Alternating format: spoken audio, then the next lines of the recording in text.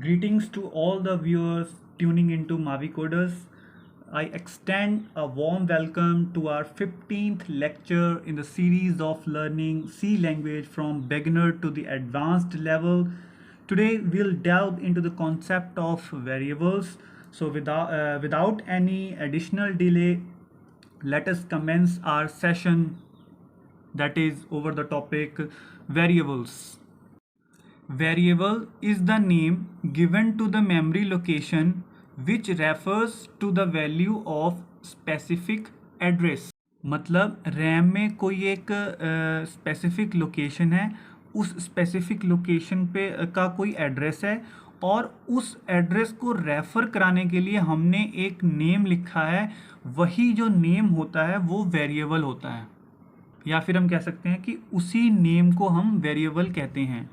इसको हम अच्छे से समझते हैं इस एग्जांपल के थ्रू. सपोज कीजिए हमने यहाँ पे लिख रखा है इंट एज इक्वल टू 20. ये जो इंट है ये डेटा टाइप है, एज है ये वेरिएबल का नाम है, ये जो 20 है ये वैल्यू है जो कि इस वेरिएबल में असाइन की गई है.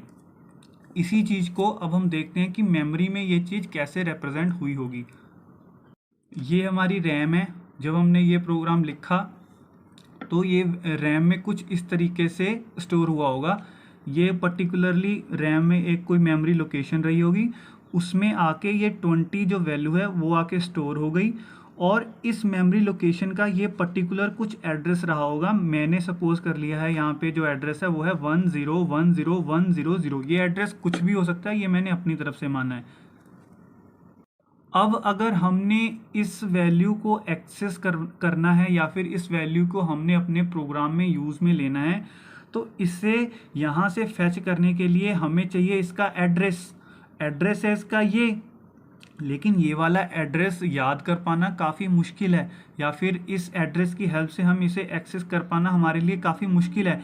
हैंस हमने कोई एक अल्टरनेटिव मेथड निकालना था जिसकी हेल्प से हम इस वैल्यू तक पहुंच सकें. वो जो अल्टरनेटिव मेथड है उसी चीज़ को हम वेरिएबल कहते हैं.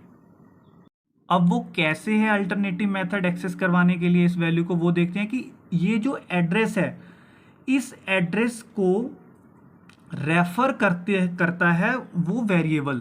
सपोज कीजिए हमने यहाँ पे एज लिखा था, तो अगर हमने इस वैल्यू को एक्सेस करवाना है तो ज़रूरी नहीं है कि हम इस एड्रेस से करवाएं. हम एज वेरिएबल एक लेंगे, एक एज नाम का वेरिएबल लेंगे. ये जो एज नाम का वेरिएबल है ये इस एड्रेस को स्पेसिफाई करेगा. जब भी हम एज लिखेंगे अपने प्रोग्राम में हम ऑटोमेटिकली 20 को एक्सेस कर पाएंगे. क्यों? क्योंकि एज रेफर कर रहा है इसको और इस एड्रेस को, और इस एड्रेस पर रखी हुई वैल्यू है 20 और ईजिली हम इसे एक्सेस कर लेंगे. Hence we can say that variable is the name given to the memory location which refers to the value of specific address. ये जो लोकेशन है, मेमोरी लोकेशन है, इसको हमने नाम दिया है एज. इसको एज नाम दिया और ये रेफर कर रहा है इस एड्रेस को जो कि इस मेमोरी का है. जनरली लोगों की एक मिथ होती है कि वो कह देते हैं कि वेरिएबल वो होता है कि जो आपके जो वैल्यूज़ है उसको स्टोर करता है. नहीं, वेरिएबल तो एक नाम दिया हुआ है उस लोकेशन को. एक्चुअल में जो वैल्यू होती है उस वो स्टोर तो मेमोरी में जाके होती है ना. वेरिएबल थोड़ी उसको स्टोर करता है. वेरिएबल में तो हम उस वैल्यू को असाइन करवाते हैं, स्टोर तो वो वैल्यू मेमोरी में ही होती है. Now let's go through these points. All the variables must be declared before use. जो भी वेरिएबल हमने यूज़ में लेने हैं, यूज़ में लेने से पहले उन्हें हमें डिक्लेयर करना चाहिए. The process of creating a variable is called variable declaration. जो प्रोसेस होती है जिससे कि हम वेरिएबल को डिक्लेयर करते हैं उस प्रोसेस को हम वेरिएबल डिक्लेरेशन कहते हैं. Third, the process of assigning the value to any variable is called initialisation. जैसा कि हमने यहाँ पे किया था, ये जो वैल्यू है हमने इस वेरिएबल को असाइन करी थी, ये वाली वैल्यू हमने इस वेरिएबल को असाइन करी थी. तो ये जो प्रोसेस है इस प्रोसेस को हम इनिशियलाइजेशन कहते हैं. फोर्थ है we can declare as well as initialize the variable in single line और in multi line। मतलब हम वेरिएबल्स को डिक्लेयर और इनिशियलाइज या तो अलग अलग लाइंस में करें या फिर एक ही लाइन में भी कर सकते हैं। इन सभी चारों पॉइंट को समझाने के लिए मैंने यहाँ पे एग्जांपल ले रखे हैं। अब वो एग्जांपल देखते हैं। पहला यहाँ पे मैंने लिख रखा है इंट एज। इस चीज़ को बोलते हैं वेरिएबल डिक्लेयर करना। फिर यहाँ पे लिखा है इंट एज इक्वल टू 10। यहाँ पे वेरिएबल को इनिशियलाइजेशन की है वेरिएबल की, एंड डिक्लेरेशन भी करी है इन अ सिंगल लाइन ओनली। यहाँ पे इंट एज इस लाइन में तो वेरिएबल की डिक्लेरेशन कर दी, लेकिन जो इनिशियलाइजेशन है वो ये वाली लाइन में करी है। अब मैंने नोट बना के यहाँ पे लिखा हुआ है कि we can name variables anything but it is better to keep them relatable to the program. मतलब ये हमारे को पूरी छूट मिली होती है कि हम जो चाहें वेरिएबल का वो नाम रख सकते हैं, लेकिन हमारे लिए सही यही होगा कि हम अपने प्रोग्राम से रिलेटेबल ही नाम रखें वेरिएबल का। सपोज़ कीजिए कि हम किसी स्टूडेंट के लिए कोई प्रोग्राम बना रहे हैं, तो उसमें हमें स्टूडेंट की डिटेल वगैरह है ना गैदर करनी है या कलेक्ट करनी है, तो हम वेरिएबल कुछ इस हिसाब से बनाएंगे, जैसे int as, int student S1 या फिर इंट रोल नंबर S1 ऐसे करके, है ना। तो मतलब हमारे जो वेरिएबल के नेम होने चाहिए वो रिलेटेबल होने चाहिए प्रोग्राम के साथ, ताकि जो यूज़र है या फिर कोई और बंदा है जिसने प्रोग्राम आपका नहीं देखा था पहले, वो अच्छे से समझ सके कि एक्चुअल में प्रोग्राम में करना क्या चाह रहे हैं हम लोग। अगर आप ऐसे ही नॉन रिलेटेबल वेरिएबल बना दोगे, है ना, तो वो एक आपके कोड की रीडेबिलिटी को डिमिनिश कर देगा, है ना। मतलब आपका कोड जो है वो कुछ अच्छा नहीं लगेगा दिखने में। हैंस आप जब भी वेरिएबल बनाओ तो रिलेटेबल बनाओ। जैसा आप प्रोग्राम लिख रहे हो, जो भी आपका मोटिव है प्रोग्राम लिखने के लिए, उसी मोटिव से रिलेटेड, उसी मोटिव से मिलते जुलते वेरिएबल्स के नेम लिखो। Now next thing I have written over here, that is the syntax for declaring a variable in C, that is data type फिर variable name। जैसे कि यहाँ पे क्या हुआ है int a या फिर char b। int जो है वो data type है, variable name है a और b। a is variable of integer type, इसको हम ऐसे रीड करेंगे, और इसको रीड करेंगे b is variable of character type। Next अब मैंने इसमें नोट बना के लिखी हुई चीज़ें वो देखते हैं।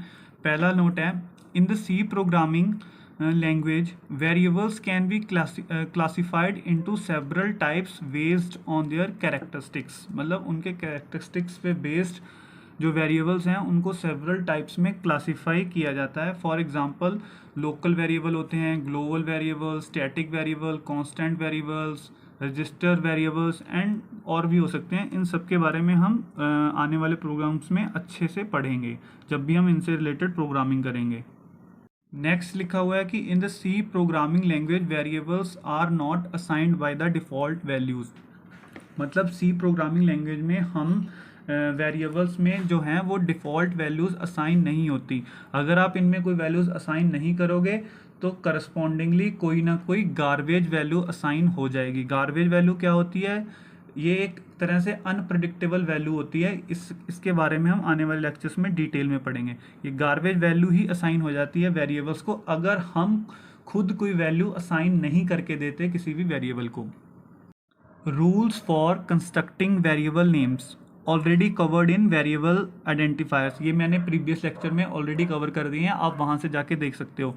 अब हम लोग कुछ एग्जाम्पल्स देखते हैं कि कौन से वैलिड नेम हैं और कौन से वैलिड वेरिएबल नेम्स नहीं हैं। पहला लिखा है ए, ये एक वैलिड है, वैलिड नेम है। फिर है B4, ये भी एक वैलिड वेरिएबल नेम है। फिर है ABC अंडरस्कोर, ये भी एक वैलिड वेरिएबल नेम है। उसके बाद लिख रखा है मैंने 3TU, ये वैलिड वेरिएबल नेम नहीं है क्योंकि हमने वेरिएबल के नेम की स्टार्टिंग में डिजिट यूज़ किया है। ये मैंने रूल्स में आपको बताया था कि जब भी आप वेरिएबल की नेमिंग करोगे आप स्टार्टिंग में डिजिट नहीं लिख सकते। फिर उसके बाद है _x, ये एक वैलिड नेम है, वैलिड वेरिएबल नेम है। फिर उसके बाद लिख रखा है x@y, ये एक वैलिड वेरिएबल नेम नहीं है।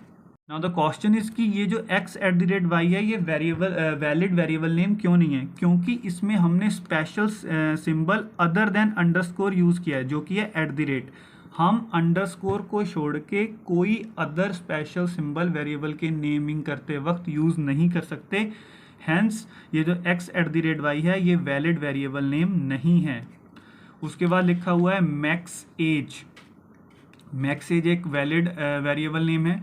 फिर उसके बाद लिखा हुआ है x, y, ये भी वैलिड वेरिएबल नेम नहीं है क्योंकि इसमें हमने स्पेशल कैरेक्टर या फिर कह सकते हैं special symbol other than underscore जो कि कॉमा यूज़ किया हुआ है।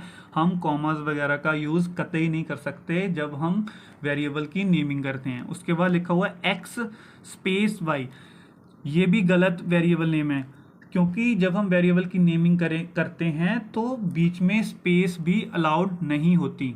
अब यहाँ पे मैंने एक लेमन सी डेफिनेशन वेरिएबल की बताई हुई है कि variables are those values variables are those whose value can be changed. मतलब वेरिएबल्स वो होते हैं जिनकी वैल्यू चेंज हो सकती है। जैसे इंट a=5 था, ये a वेरिएबल का नेम हो गया, 5 ये वैल्यू हो गई, ये उसका एड्रेस हो गया। फिर कोड में आगे जाके हमने इस वैल्यू को चेंज कर दिया a=6। अब ये जो वेरिएबल है इसकी वैल्यू हो जाएगी 6। Hence we can say that variables are those whose value can be changed. So that's all for this lecture. I hope you enjoyed it. Thank you.